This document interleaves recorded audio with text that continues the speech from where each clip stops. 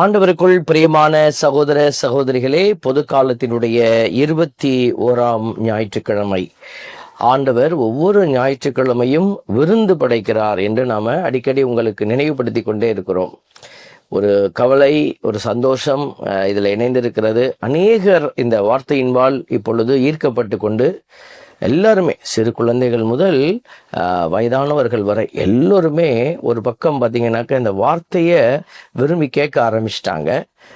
கடவுள் என்னமோ சொல்கிறாரு, கடவுள் ஏதோ பேசுகிறாரு, நம்ம கேட்கணுங்கிற உணர்வுக்குள்ளே வந்துட்டாங்க. இதில் இன்னொரு பக்கம் ஒரு கணிசமான மக்கள் என்ன செய்கிறாங்கன்னா, அந்த வார்த்தையை பற்றிய கவலையே இல்லாமல் ஒரு விதமான வாழ்க்கையை அவர்கள் அமைத்து கொண்டு ஓடிக்கொண்டிருக்கிறாங்க. இந்த இரண்டுக்கும் மத்தியில தான் நம்ம இந்த வேதனையையும் இந்த மகிழ்ச்சியையும் வெளிப்படுத்தக்கூடிய ஒரு நிலையில் நாம் நின்று கொண்டு இருக்கிறோம். ஒரு புறம் மக்கள் ஆண்டவருக்குள்ள வராங்க, ஆண்டோடைய வார்த்தையை தெரிந்து கொள்கிறார்கள் என்பது ஒரு முக்கியமான ஒரு விஷயம். இன்னொரு புறம் அந்த வார்த்தை என்பதே அறியாதபடி வாழ்ந்து கொண்டிருக்கிற பிள்ளைகள் ஏராளமா இருக்கிறாங்க. ஆலயங்களுக்குள்ளே போகிற போது நிறைய பேர் பூசிக்கு இருக்கிறாங்க. ஆனால் அந்த திருப்பலி வழிபாடுகளை செலுத்த வேண்டும் என்கிற உணர்வில் இருப்பவர்கள் வார்த்தையை நம்ம உள்ள வாங்கணுங்கிற உணர்வை அவர்கள் இழந்து போயிருக்கிறாங்க. ஒரு ஆலயத்திற்கு போகிற போது அந்த குருக்கள் போவதிலே சற்று சிரமம் இருந்தது. குருக்கள் போக முடியாத சூழல். அப்பொழுது ஒரு செய்தி, அந்த ஊரில் இருக்கிற ஒரு பெரியவர், அந்த ஊரில் ஒரு பொறுப்பில் இருக்கக்கூடியவர் சொல்றாரு, எங்களுக்கு என்ன, சாமியாருக்கு வந்து 100 ரூபா வாங்கிக்கிட்டு புதுசு வச்சுட்டு போக வேண்டியதானே என்று சொல்லக்கூடிய அளவுக்கு அவர்களுடைய வழிபாட்டு மனநிலை ஒரு விதமாக அமைக்கப்பட்டு விட்டார். அதாவது 100 ரூபா கொடுத்துட்டா அந்த சாமியாருக்கு புதுசு வச்சுட்டு போயிடுவாங்க. அப்போ வழிபாட்டுக்குரிய ஒரு ஆழமான புரிதல் அவர்களிடத்தில் இல்லை. அது ஒரு கடமை. இந்த கோயிலுக்கு இருக்குன்னா ஒரு பூசை வச்சுக்கிட்டே இருக்கணும், அது ஒரு ரொட்டீன் அப்படிங்கிற மாதிரி ஒரு உணர்வு. அதில் என்ன கிடைக்கிறது என்பதை கூட அறிய முடியாத ஒரு கஷ்டத்திற்குள்ளே அநேகர் இருப்பதை நம்ம பார்க்கிறோம். ஆகவே தான் நம்ம சொல்லுகிறோம், நீங்களும் நற்செய்தியாளர்களாக மாறுங்க, நீங்களும் மாறுங்க. உங்கள் வீட்டுக்குள்ளே இருக்கிற எல்லோருக்கும் என்ன செய்யணும், நற்செய்தியை நீங்கள் கொடுக்கணும். ஒரு சிறிய நேரத்தை ஒதுக்கி, ஒரு அரை மணி நேரமாவது ஒதுக்கி, ஒரு சிறிய பகுதி அன்னைக்கு என்ன நற்செய்தியை வாசிச்சு நீங்கள் என்ன விரும்புறீங்க, என்ன சொல்றீங்க, அந்த நற்செய்தி உங்களுக்கு என்ன சொல்லுது. ஒரு தகப்பன் அதை வார்த்தையை வாசித்து பகிர்ந்து கொள்ளணும். பிள்ளைகள்கிட்ட அம்மா வாசித்து பகிர்ந்து கொள்ளணும். அவங்களுக்கு எனக்கு இதுதான், இந்த வசனம் எனக்கு ரொம்ப பிடிச்சிருக்கு அப்படின்னு சொல்லி அவங்க அதை உணர்ந்து சொல்லுகிற போது, பிள்ளைகள் ஒருவரும் தங்களுக்கு முடிந்ததை அவர்கள் பகிர முயற்சிக்கிற போது அந்த வீடானது வார்த்தையிலே கட்டப்படுகிற வீடாக மாறுகிறது. இப்படி மாறுகிற குடும்பங்கள் எல்லாம் ஆசீர்வாதத்துக்குள்ளே பயணிக்க ஆரம்பிப்பாங்க. ஏன்னா வார்த்தை என்கிற மன்னாவோடு அவர்கள் பயணிக்கிறார்கள். இந்த வார்த்தை என்கிற மன்னாவோடு பயணிக்கிற போது கண்டிப்பாக வார்த்தையின் அதிபதி அந்த வீட்டை ஆளுகை செய்ய ஆரம்பிக்கிறார். இல்லைன்னா என்ன, நம்ம வார்த்தையை போட்டுக்கிட்டே இருக்கிறோம், தேவையற்ற வார்த்தைகள். ஒரு நாளைக்கு காலையில் எந்திரிச்சோன்னா ராத்திரி படுக்கிறதுக்குள்ளாட்டியும் எவ்வளவு வார்த்தைகளே நம்ம பேசுகிறோம் பாருங்களேன். அவ்வளவு வார்த்தையும் நம்ம வார்த்தை, என்னுடைய வார்த்தை, என்னுடைய சொல், என்னுடைய வேதனை, என்னுடைய வலி எல்லாமே வார்த்தையா நம்ம கொட்டிக்கிட்டே இருக்கிறோம். அந்த வீட்டுக்குள்ள வல்லமையின் வார்த்தை, வாழ்வு தருகிற வார்த்தை கொஞ்சம் கூட பகிரப்படலைன்னா அந்த வீட்டுக்குள்ள எப்படி ஆசீர்வாதம் நிலைக்க முடியும்? இன்னைக்கு நம்மால காண முடியாத குப்பைகள் வீடுகளுக்குள்ளே அப்படியே கொட்டி கிடக்குது. நம்ம வீட்டில் ஒரு காலையில் ஒரு தடவை நம்ம வீட்டை தொடப்பத்தை வச்சு கூட்டுறோம். ஏன்னா அங்கே சில குப்பைகளை நம்ம பார்க்குறோம். காலில் மண் வரசுனா கூட அது என்ன செய்கிறோம், வீடு ஒரு மாதிரி மண் தரங்குது பாரு, அந்த கூட்டு விளக்குமா அதை எடுத்து அப்படின்னு சொல்லி கூட்டுறோம். காலையில் ஒரு தடவை, மத்தியானம் ஒரு தடவை, மாலை ஒரு தடவை, அட்லீஸ்ட் காலையிலையும் சாயந்தரமாவது நம்ம கூட்டுறோம். அப்போ வீடுகள் அவ்வப்பொழுது பெருக்கப்படுகிறது, கூட்டி குப்பைகள் அகற்றப்படுகிறது. ஆனால் நம்ம வார்த்தை என்கிற அந்த குப்பையை வீட்டுகளுக்குள்ளே கொட்டி கொண்டே இருக்கிறோம். நல்லா புரிந்து கொள்ளுங்கள், உங்கள் வார்த்தைக்கு உயிர் இருக்கிறது, உங்கள் வார்த்தைக்கு உயிர் இருக்கிறது, வல்லமை இருக்கிறது. ஒன்று நெகட்டிவ், இல்லைன்னா பாசிட்டிவ்.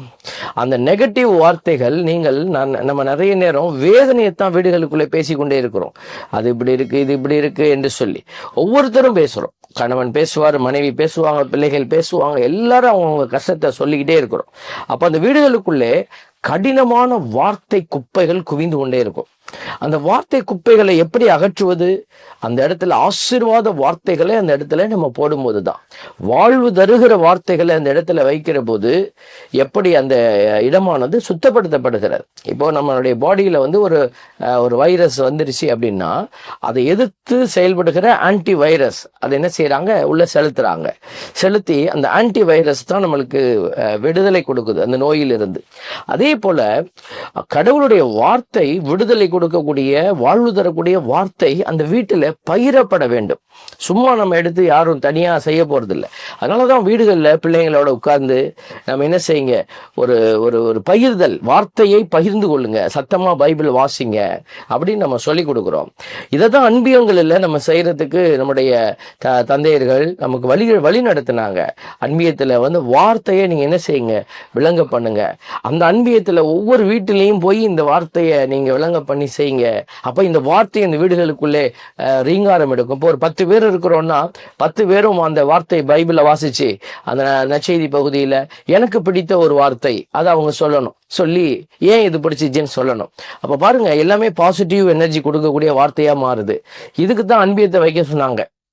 ஆனால் அன்பியத்தை நம்ம எல்லாம் சேர்ந்து குழப்பி அதில் இது என்னது பிரியாணி போட்டு அதில் அதை போட்டு இதை போட்டு சாப்பாட்டுக்குள்ளே கொண்டுட்டு போய் அதை கொண்டு நம்ம அப்படியே வார்த்தைங்கிற மண்ணாவை பிசாசு சிதைச்சிட்டான். அதனால தான் நம்ம சொல்லுவோம், நீ வரவங்களுக்கு காப்பி கூட கொடுக்கணும்னு அவசியம் இல்லை, வார்த்தைங்கிற மண்ணாவை அந்த இடத்துல கொடுத்து நீங்கள் ஒருத்தர் பலப்படுத்துங்க, ஒரு வீட்டையும் பலப்படுத்துங்கன்னு நமக்கு அழைப்பு கொடுத்துட்டே இருக்கிறோம். அன்புக்குரியவர்களை, இந்த வார்த்தை என்கிற ஆழமான ஆசீர்வாதம் இன்றைக்கு உங்ககிட்ட இல்லைன்னா நீங்கள் காணாமல் போய்விடுவீர்கள். இதுக்கு அதான் ஆண்டவர் இன்றைக்கு நமக்கு அடையாளப்படுத்துவதை நம்ம பார்க்கிறோம். ஆண்டவர் இப்படி செய்வாரா? இதுதான் உங்களுக்கு இந்த யூடியூப்ல நாங்க கொடுத்திருக்கிற தலைப்பு. ஆண்டவர் இப்படி செய்வாரா? என்ன செய்வாரா? நீ புறம்பே தள்ளப்பட்டிருப்பாய். ஆண்டவருடைய வார்த்தை சொல்லப்பட்டிருக்கிறது பாருங்க, நீங்கள் புறம்பே எவ்விடத்தாரோ எனக்கு தெரியாது, தீங்கு செய்வோரை அனைவரும் என்னை விட்டு அகன்று போங்கள். நீங்கள் புறம்பே தள்ளப்பட்டிருப்பதையும் இறையாட்சிக்கு வெளியிலிருந்து வந்திருக்கிறவங்க இறைவாக்கினர் உட்பட்டு இருப்பதையும் பார்க்கும் பொழுது அழுது அங்கலாய்ப்பீர்கள். இந்த வார்த்தைகள் எல்லாம் இன்னைக்கு பதிவு செய்யப்பட்டிருக்கிற. அப்ப கடவுள் எச்சரிக்கையை கொடுத்துட்டார், நீங்கள் புறம்பே தள்ளப்பட்டிருப்பதை பார்க்க போறீங்க. அப்போ ஆண்டவர் இப்படி செய்வாரா? புறம்பே தள்ளிடுவாரா? என்ன ஆண்டவர் வந்து என்னை நிராகரிச்சிருவாரா? கண்டிப்பா இந்த இடத்துல மிக தெளிவாக எழுதப்பட்டிருக்கிற. சீடர்கள் கேட்கிறாங்க பாருங்க, ஆண்டவரே மீட்பு பெறுவோர் சிலர் மட்டும்தானா அப்படின்னா ஏதோ ஒன்று சொல்லியிருக்கிறார் கடவுள். ஆண்டவர் சொன்னதை கேட்டு அவங்க புரிஞ்சுக்கிட்டாங்க, எல்லாரும் மீட்கப்பட போவது இல்லை அப்படிங்கிறத இந்த இடத்துல அடையாளப்படுத்திட்டார். மீட்பு பெறுவோர் சிலர் மட்டும் தானா அப்படிங்கிற ஒரு சந்தேகத்தை கேட்கும் போது அவர் ஆமா இல்லைன்னு சொல்லாம அதுக்கு ஒரு விளக்கம் கொடுக்கிறாரு பாருங்க. இடுக்கமான வாயில் வழியாக நுழைய வருந்தி முயலுங்கள், ஏனெனில் பலர் உள்ளே செல்ல முயன்றும் இயலாமல் போகும். அப்போ நிறைய பேர் முயற்சி செய்யலாம், ஆனா இயலாமல் போகிறது. அப்போ இடுக்கமான வாயில் வழியே வருந்தி நுழைய முயலுங்கள் என்கிற வார்த்தையை ஆண்டவர் நமக்கு கொடுக்கிறார். அப்போ இந்த காரியங்கள் எல்லாம் நமக்கு எப்போ நடக்க போறது? இந்த இறையாட்சியினுடைய அந்த வருகை, ஒரு ஏதோ ஒரு வெற்றி இருக்கிறது, தோல்வியும் இருக்கிறது. திருவெளிப்பாடு 3:21 ஆண்டவர் மிக தெளிவாக சொல்வதை நம்ம பார்க்கிறோம். நான் வெற்றி பெற்று என் தந்தையின் அரியணையில் வீற்றிருப்பது போல. பாத்தீங்களா, ரொம்ப அழுத்தமான தெளிவான வரிகள். அப்ப இயேசு எப்படி வெற்றி பெற்றார்? அவர் இடுக்கமான அந்த சிலுவை வாயில் வழியாக சிலுவையை தூக்கிக்கிட்டு போய் ஜெயிச்சு வெற்றி பெற்று இன்னைக்கு நமக்கு எல்லாத்துக்கும் வெற்றியின் வழியை திறந்து வச்சுட்டார். அது இடுக்கமான வாயில் போலதான் தெரியும், அது பரந்த வாயில் கிடையாது, சொகுசு வாயில் கிடையாது. அப்போ அவர் அந்த வழியை யாரெல்லாம் நடந்து வரீங்களோ உங்களுக்கும் அதே வல்லமை உண்டு அப்படிங்கிறதையும் இந்த இடத்துல வெளிப்படுத்துறார். நான் வெற்றி பெற்று தந்தையின் அரியணையில் வீற்றிருப்பது போல வெற்றி பெறும் அனைவருக்குமே தந்தையின் அரியணையில் என்னோடு வீற்றிருக்கும் அந்த பேர் பாக்கியத்தை தருவேன் அப்படின்னு சொல்லி ஆண்டவர் மிக உறுதியான ஒரு வாக்குறுதியை திருவெளிப்பாடு 3:21 கொடுத்துட்டார். அப்ப இந்த வாக்குறுதியை நம்ம நிறைவாக்கி கொள்வதும் அதை உதாசீனப்படுத்தி ஓரமாய் போடுவதும் நம்மளுடைய பொறுப்பு தான். அது உங்களுடைய விருப்பம். உதாரணத்திற்கு சோதம் குமோராவை ஆண்டவர் அழிக்க போகிறார். அப்போ இந்த செய்தி வந்து யாருக்கு வருது அப்படின்னா லோத்துக்கு வந்துருச்சு. லோத்துக்கு வெளிப்படுத்தப்பட்ட போது லோத்து ஓடி போய் அவருடைய மகள்கள் 2 பேருக்கு நிச்சயம் செய்யப்பட்டிருந்த 2 ஆண் மகன்கள் மருமகன்கள் நிச்சயம் பண்ணி வச்சிருக்கிறார். அவங்க கிட்ட போய் சொல்றாரு, இந்த மாதிரி வாங்க ஓடிடுவோம், உலகம் அழிய போது, இந்த சோதம் குமரா ஆண்டவர் அழிக்க போறாரு அப்படின்னு அவர்கள் எள்ளி நகையாடினார்கள். அவரை கிண்டல் பண்றாங்க, உதாசீனப்படுத்தினார்கள். இன்னைக்கும் பாருங்க, இப்படிப்பட்ட கூற்றுகள் எல்லாம் உதாசீனப்படுத்தப்படுகிறது. என்ன கடவுள் அப்படின்னா உடனே நாளைக்கே உலகம் அழிஞ்சிருமா? நாளைக்கு அழியாது என்பது உண்மைதான். ஆனால் நாளைக்கு நான் இறந்தால் எனக்கு நேரம் கொடுக்கப்பட்டது இன்னைக்கு மட்டும்தான். இன்றுதான் என்னுடைய வாழ்க்கை, இன்றுதான் என்னுடைய வாழ்க்கைக்கான நான் என்னை மாற்றிக்கொள்வதற்கான ஒரு தளம். இன்றைக்கு நான் மாறாமல் நாளைக்கு என்று சொன்னால் நாளைக்கு என்ன நடக்கும் எனக்கு தெரியாது. அதனாலதான் கொடுக்கப்பட்டிருக்கிற ஒவ்வொரு நாளையும் சரியாய் பயன்படுத்தி கொள்ள வேண்டும் என்று ஆண்டவர் நமக்கு அழைப்பு விடுத்து கொண்டே இருக்கிறார். அப்போ கடவுள் என்ன செய்ய போகிறார் அப்படின்னு பார்த்தோம்னாக்க, பாசிட்டிவாவும் செய்ய போறாரு, நெகட்டிவாவும் செய்ய போறாரு. ரெண்டையும் நம்ம பார்க்கிறோம். இப்ப நெகட்டிவா செய்ய போறதெல்லாம் நான் சொல்லிட்டேன். பாசிட்டிவா என்ன செய்ய போறாரு? கூட்டி சேர்க்கிறார். எல்லா பிள்ளைகளையும் கூட்டி சேர்க்க முயற்சி செய்யறாரு. எந்த ஆடுகள் ஆயனுடைய சத்தத்தை கேட்டு வருகிறதோ அந்த ஆடுகள் எல்லாம் ஆயனோடு இணைந்திருக்கும். நம்ம அடிக்கடி பயன்படுத்தக்கூடிய வார்த்தைகள் தான். யோவான செய்தி 15:4 ஆண்டவர் சொல்றாரு, நான் உங்களோடு இணைந்து இருப்பது போல நீங்களும் என்னோடு இணைந்திருங்கள், அப்பதான் கனி தருவீர்கள். பாத்தீங்களா? கொடியானது செடியோடு இணைந்திருக்கணும். செடிதான் இயேசு, அதான் மெயின் ஸ்டெம். அதுதான் மண்ணிலிருந்து உருவாகி வந்திருக்கிற மெயின் செடியோடைய ஒரு முக்கியமான பாகம். அதோட கொடி இணைந்திருக்கணும். நம்மலாம் கொடி போல.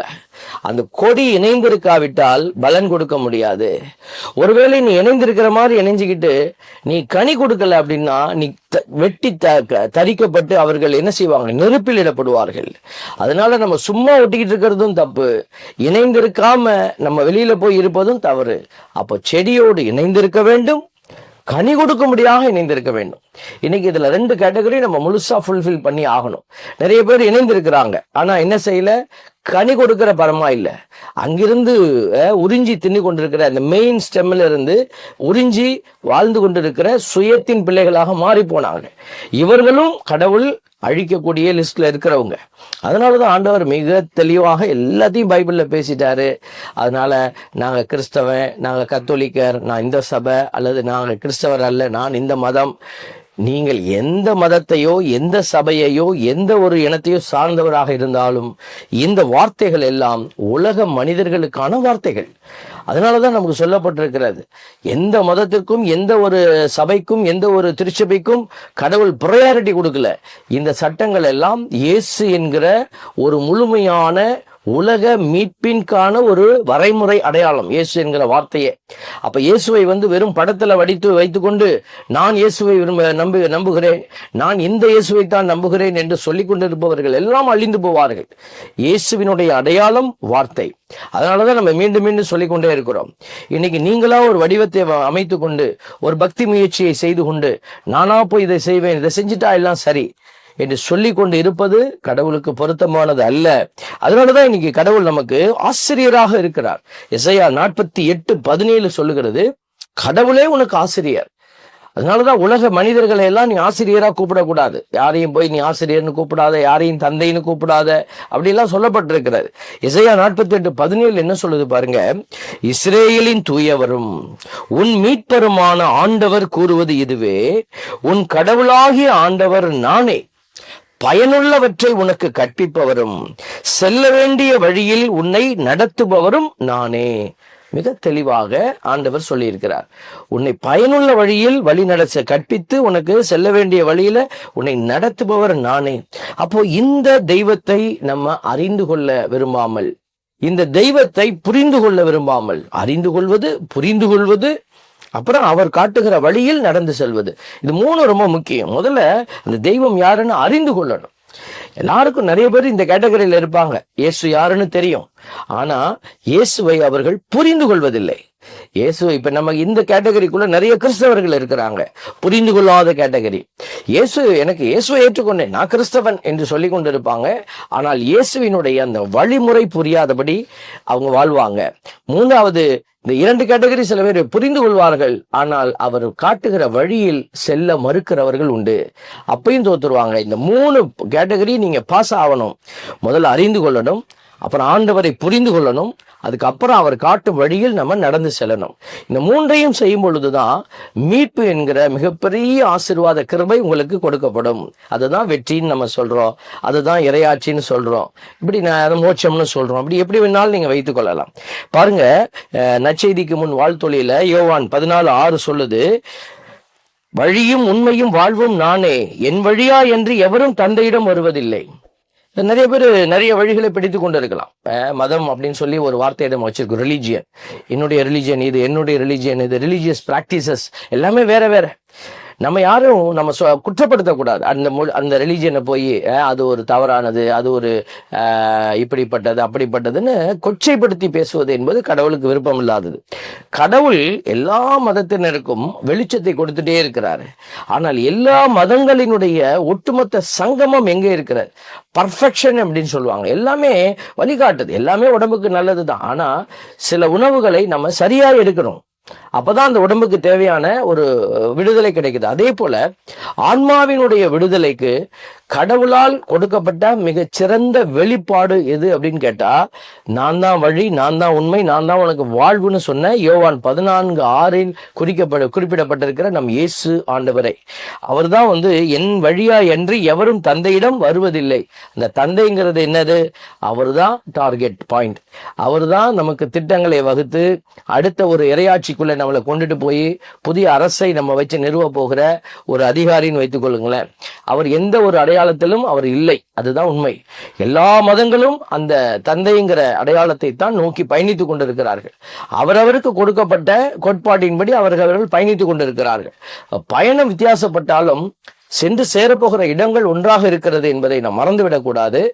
அந்த இடத்திற்கு நாம் செல்வதற்கு நாம் எதை பிடித்தால் சரியாக செல்ல முடியும் என்பதைத்தான் வேதம் நமக்கு வெளிப்படுத்துகிறது.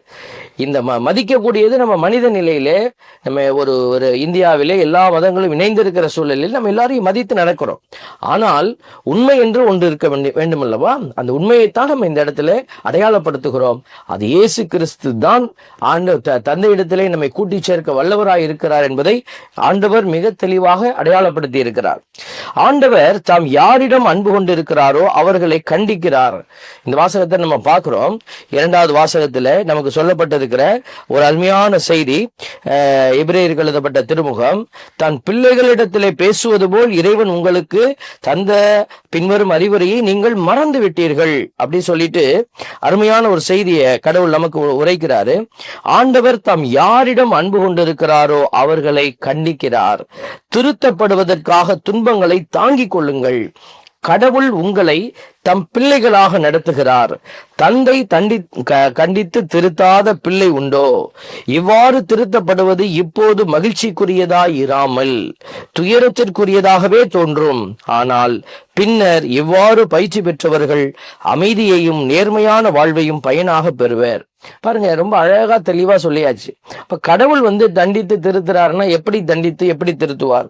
அப்ப கடவுள் நமக்கு விருப்பமில்லாத சில கடினமான சூழல்களை எல்லாம் ஆண்டவர் அனுமதிக்கிறார். இதன் வழியாக நோய்கள், இதன் வழியாக நம்மளுடைய வாழ்க்கையில் பிரச்சனைகள், இதெல்லாம் கடவுள் நமக்கு அனுமதிக்கிற சில கஷ்டமான காரியங்கள். இவைகளை எப்படி எடுத்து நம்ம பயன்படுத்தி ஜெயிக்க போறோம்? இது அவரவருக்கு விடப்பட்டிருக்கிற சவாலாக இருக்கிறது என்பதை மறந்துடக்கூடாது. இன்னைக்கு பைபிள்ல நிறைய இடத்துல ஆண்டவர் இதற்கு நமக்கு ஒரு அடிக்கோடிட்டு காட்டிக்கொண்டே இருக்கிறார். மத்தேயு நற்செய்தியில 22வது அதிகாரம் 11, 12, 13 நம்ம பார்க்கிறோம். அரசர் ஒரு விருந்து படைக்கிறார். அழைக்கப்பட்டவர்கள், பத்திரிகை கொடுத்து அழைத்தவங்களாம் வரல. அதுல ஒரு அற்புதமான ஒரு வரி வரும், திருமண ஆடை இல்லாமல் ஒருத்தனை பார்க்கிறார். அந்த கான்செப்ட் அப்ப பாருங்க, அது வார்த்தை சொல்லுது, அரசர் விருந்தினரை பார்க்க வந்தபோது அங்கே திருமண ஆடை அணியாத ஒருவனை கண்டார். அரசர் அவனை பார்த்து, தோழா, திருமண ஆடையின்றி எவ்வாறு உள்ளே வந்தாய் என்று கேட்டார். அவனோ வாயடைத்து நின்றான். இதனுடைய பின்னணி என்னவாக இருந்திருக்கலாம், அதை விட்டுடுவோம், ஓரமா விட்டுடுவோம். அது போய் என்ன, எதுக்காக இயேசு இப்படி சொன்னாரு? ஒரு இதுக்குள்ள திருமண ஆடை அணிந்து வரணும் அப்படிங்கிறது ஏதோ ஒரு ஃபார்முலான்னு வச்சுக்கொள்ளுங்களேன். அப்ப இந்த திருமண ஆடை அணிந்து இருப்பது என்பது எது? அப்படிப்பட்ட அந்த ஆடை இல்லாதவனுக்கு கடவுள் ஒரு ஆடையை கொடுத்து, சரி நீ உள்ள போப்பா, நான் கூப்பிட்டு தானே நீ வந்த அப்படின்னு அவரு இரக்கம் காட்டி அந்த இடத்துல இரக்கத்தை வைக்கல. வார்த்தை சொல்லுது பாருங்க, திருமண ஆடையின்றி எப்படி உள்ளே இருந்தா அவன் பதில் சொல்ல முடியாம தவித்து நிற்கிற போது, அப்போது அரசர் தம் பணியாளர்களிடம், அவனுடைய காலையும் கையையும் கட்டி புறம்பே உள்ள இருளில் தள்ளுங்கள், அங்கே அழுகையும் அங்கலாய்ப்பும் இருக்கும் அப்படின்னு சொல்றார். 10:22-13. அப்போ எதற்கு அந்த தண்டனை அவனுக்கு கொடுக்கப்படுகிறது? திருமண ஆடை என்பது எது? இதுதான் கடவுளுடைய விண்ணரசுக்குள்ள எல்லாருமே உள்ள போயிட முடியாது. கடவுள் அழைக்கப்பட்டவங்க எல்லாம் தேடி வரல, அதனால நீ எல்லாம் வா, நீ எல்லாம் அவன்லாம் என்னை இன்சல்ட் பண்ணிட்டான், நீ எல்லாம் உள்ள போங்கன்னு சொல்லி யாரையும் அப்படி அனுப்பிட மாட்டாரு. யாரையெல்லாம் அவர் தெரிந்தெடுக்கிறாரோ எல்லோரையும் தகுதி உள்ளவர்களாக ஆக்கித்தான் அவர் அதுக்குள்ளே அனுப்ப முடியும். அதுதான் கடவுளுடைய விருப்பம். அதனால தகுதியற்றவர்களை எல்லாம் உள்ளே தள்ளிவிடுவாரா என்றால் இல்லை, கண்டிப்பாக அது கடவுள் செய்ய போறதில்லை. எல்லோரையும் தகுதியாக்குவார். அந்த திருமண ஆடை என்பது கடவுளுக்கு உகந்த தகுதியாக தங்களை மாற்றிக்கொள்ளுகிறவர்களுடைய அடையாளமாக இருக்கிறது. அன்புக்குரியவர்களே, இந்த இடத்துல தான் நம்ம ஒரு காரியத்தை பார்க்கிறோம். இந்த வெட்டிங் கார்மெண்ட் அப்படின்னா அதுக்கு நிறைய விளக்கங்கள் கொடுக்கப்படுகிறது. இது ஒரு சிம்பாலிக் வேர்டாக பயன்படுத்தப்படுது, அடையாள சொல்லாக பயன்படுத்தப்படுகிறது. ஒரு பரிசுத்தம், இந்த ஹோலினஸ் சொல்லுவாங்க, ஒரு வாழ்விலே ஒரு தூய்மை. இந்த தூய்மையை குறித்து நம்ம சிந்திக்கணும். இயேசு தூயவராக இருக்கிறார் சொல்றாரு. அவரே கேட்கிறாரு, தந்தை தூயவராய் இருப்பது போல நீங்களும் தூயவராய் இருங்கள் அப்படின்னு சொல்லப்பட்டிருக்கிறது. அப்ப இந்த தூய்மையினுடைய அடையாளம் என்ன? இப்ப நம்ம இறந்த உடனேயும் இந்த இதுல சொல்றோம், எங்க கத்தோலிக்க மதத்துல திருச்சபையில நமக்கு ஒரு பாடம் சொல்லி கொடுக்கப்படும். நரகம் அது ஒரு எண்டு, அதுக்கு விடையே காண முடியாத நிலை, அதாவது முடிவே இல்லாத ஒரு சாவு, முடிவே இல்லாத ஒரு கட்டம்னு வச்சுக்கோங்களேன். இப்போ மோட்சத்துக்கு முன்னாடி இன்னொரு பர்கட்ரின்னு சொல்லி ஒண்ணு இருக்கு. அந்த இடைப்பட்ட ஒரு ஸ்தலம், அது ஒரு இடம் அப்படின்னு சொல்ல முடியாது, ஒரு ஸ்டேட்னு சொல்லுங்களேன். அப்ப இந்த ஒரு அடையாளம் எதற்கு நமக்கு கொடுக்கப்பட்டிருக்கிறது? இந்த ஒரு உத்தரிக்க ஸ்தலம் அப்படின்னு சொல்லக்கூடிய இடம். அவர்கள் பாஸ் ஆயிட்டாங்க, அவங்க விண்ணகத்தை பெறுவதற்கு தகுதியுள்ளவர் ஆயிட்டாங்க. ஆனா இன்னும் அந்த தகுதி நிறைவடையல. அவர்கள் சாவான பாவத்துக்குள்ளே போகல, நரகத்திற்கு போக முடியல. ஆனா ஆண்டவருக்குள்ள இருக்கிறாங்க. இன்னும் கொஞ்சம் அவர்கள் தூய்மைப்படுத்தப்படணும். அப்பதான் அந்த பியூரிபிகேஷன், தூய்மைப்படுத்துதல் அப்படிங்கிற ஒரு இது வருது. உத்தரித்து அவர்கள் தங்களை தூய்மைப்படுத்திக் கொள்கிறார்கள். அப்ப இந்த இடத்துலதான் இந்த தூய்மைப்படுத்துவதனுடைய அடையாளத்தை நம்ம பார்க்கிறோம். அடுத்ததாக பாத்தீங்கன்னாக்க பேப்டிஸ்மல் கிரேஸ், இந்த திருமுழுக்கினுடைய ஆற்றலை நம்ம இழந்து விடக்கூடாது. திருமுழுக்கின் இந்த சாவான பாவத்தை பற்றி நம்ம சொல்லும் பொழுது, இந்த சாவான பாவம் என்ன செய்கிறது, என்ன எஃபெக்டை எனக்கு தருதுன்னா, அது என்னிடத்தில் இருக்கிற திருமுழுக்கினுடைய ஆசீர்வாதத்தை எடுத்துருது. அப்ப திருமுழுக்கினுடைய ஆசீர்வாதம் என்ன? குருத்துவ அபிஷேகம். நான் கடவுளோடு இணைந்திருக்கிற அந்த குருத்துவ அபிஷேகம், the priestly grace, அதைத்தான் திருமுழுக்குல குருவான தந்தை மகனாக இயேசு கிறிஸ்து நம்ம எல்லாத்துக்கும் கொடுக்கிறாரு. அதனாலதான் திருமுழுக்கு பெற்ற பிள்ளைகள் தான் நம்ம என்ன செய்யறோம், அடுத்த அருட்சாதனங்களுக்கு போய் நற்கருணையை அவங்களுக்கு கொடுக்கிறோம். திருமுழுக்கு பெறாதவர்கள் இந்த நற்கருணை பெற முடியாது. அப்ப இயேசுவினுடைய குருத்துவத்தில் இணையாத பிள்ளைகள் நற்கருணையோ இல்ல அருட்சாதனங்களையோ அவர்கள் பெற முடியாது. அப்ப இயேசுவினுடைய குருத்துவம் தான் நமக்கு இத்தகைய ஒரு மிகப்பெரிய ஆசீர்வாதத்தை கொடுத்துட்டே இருக்குது. அப்படிப்பட்ட ஒரு ஆசீர்வாதத்தை இழக்க செய்கிற அந்த பாவம்.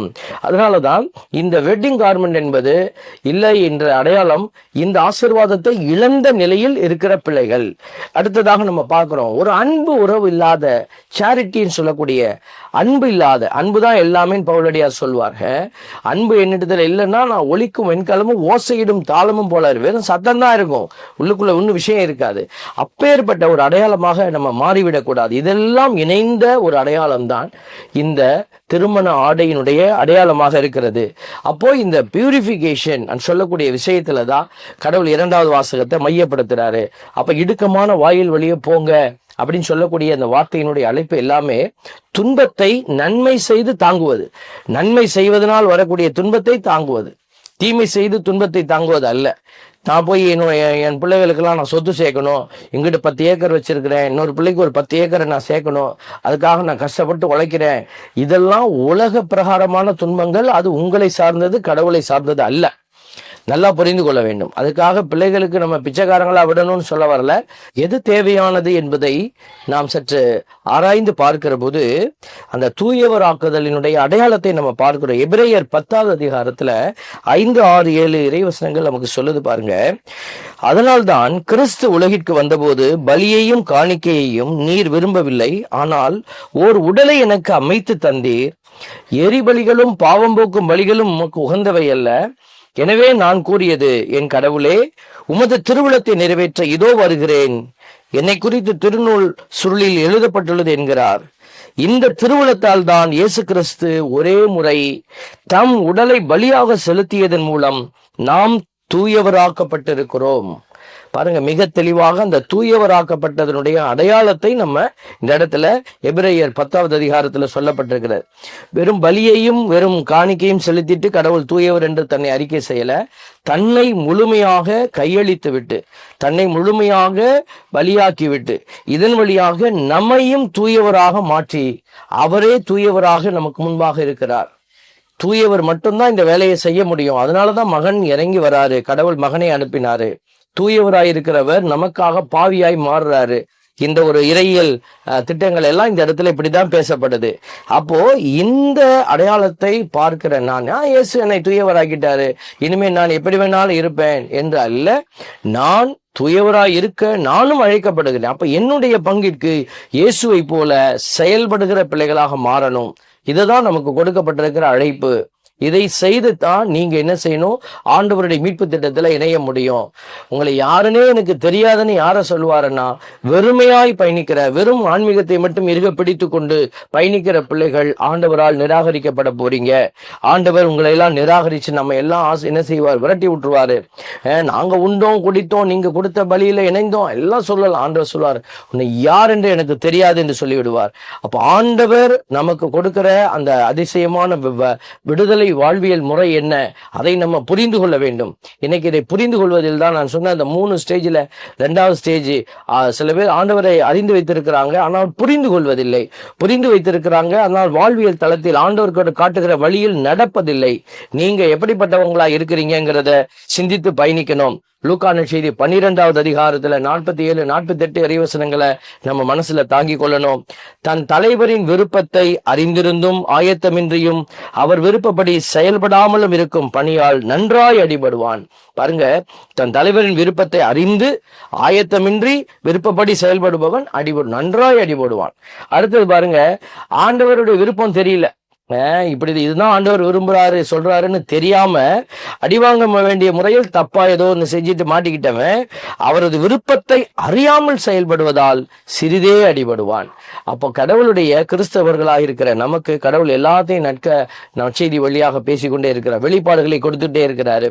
அப்போ நம்ம எப்படி இருக்கணும், கடவுள் நம்ம இடத்துல எதிர்பார்க்கிறபடி செயல்படணும். அதான் ஆண்டவர் சொல்றாரு, மிகுதியாக கொடுக்கப்பட்டவரிடம் மிகுதியாகவே எதிர்பார்க்கப்படும், மிகுதியாக ஒப்படைக்கப்படுபவரிடம் இன்னும் மிகுதியாக கேட்கப்படும். அதனாலதான் ஆண்டவர் உங்களுக்கு எனக்கும் மிகுதியாக கொடுத்துட்டு மிகுதியா எதிர்பார்க்கிறாரு. எதற்கு நமக்கு இவ்வளவு அழுத்தமான பாடங்கள்? கடவுள் நம்மை தெரிந்தெடுத்து நமக்கு அநேக ஆசீர்வாதங்களை இதன் வழியாக கொடுத்திருக்கிறாரு. அப்ப நம்ம இடத்துல கடவுள் அதிகமான ஒரு பதிலை எதிர்பார்க்கிறாரு. ஆகவே அன்புக்குரிய இறை மக்களே, ஆண்டவர் எல்லாரையும் கூட்டி சேர்க்கிற பணியில இணைந்திருக்கிறாரு, செயல்படுறாரு. நீங்களும் உங்களை தயாரித்து கொண்டு அநேகரை இந்த அன்பு உறவுகளை கூட்டி சேர்த்து கொள்ளுங்க. வெறுமையாய் பயணிக்கிற வெறும் பக்தி முயற்சி, வெறும் உலக காரியத்துல ஏதோ ஒரு காரியத்தை செய்துட்டு நம்ம ஓடிக்கொண்டிருக்கிற பிள்ளைகளாக இருக்கிறோம் அப்படின்னா கண்டிப்பாக இந்த பயணம் தவறாய் போயிடும். அதற்காக இதெல்லாம் சரியல்ல, தவறு என்று நம்ம சொல்லல, மீண்டுமாய் சொல்லுகிறோம். கடவுள் விரும்புவதை செய்துட்டு அதை செய்வதற்கு இதெல்லாம் நமக்கு வழிகோல வேண்டும். ஒரு பக்தி முயற்சி எடுக்கிற பிள்ளைகள் வெறும் 40 நாள் நான் போய் மாலை போடுவேன், நான் கோயிலுக்கு நடந்து போவேன், அதோட என்னுடைய கிறிஸ்தவ வாழ்க்கை முடிஞ்சிருச்சு, அடுத்த வருஷம் நான் மீண்டும் கிறிஸ்தவராய் மாறுவேன்னு சொன்னாக்க இது மிக மிக தவறான வழி. ஞாயிற்றுக்கிழமை கடன் திறனால் நீ ஆலயத்திற்கு போகணும், நற்கருணை உட்கொள்ளணும். எப்பொழுதெல்லாம் உனக்கு வாய்ப்பு கிடைக்கிறதோ அப்பொழுதெல்லாம் நீ நற்கருணை ஆண்டவரோடு இணைந்திருக்கணும்.